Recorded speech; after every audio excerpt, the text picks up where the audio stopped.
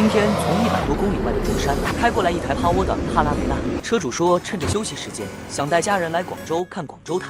没想到刚下高速，车辆就趴窝了。车主打电话咨询 4S 店，4S 店说这是空气减震漏气了，这种情况修不了，只能换2条，报价63800，同时还要等2天才能交车。车主想着下午还要开车去看花市呢，等不了那么久，于是掏出手机，打开搜索哪里能维修空气减震，一眼就看到了我们，发现我们不但有质保，还可以当天交车，二话没说就开了过来。师傅会用专业的模具进行扣压，手艺人创作不易。视频看到这，不妨点个小爱心收藏一下。 以防下次不时之需，这样的维修我们只收3位数1条，你觉得合理吗？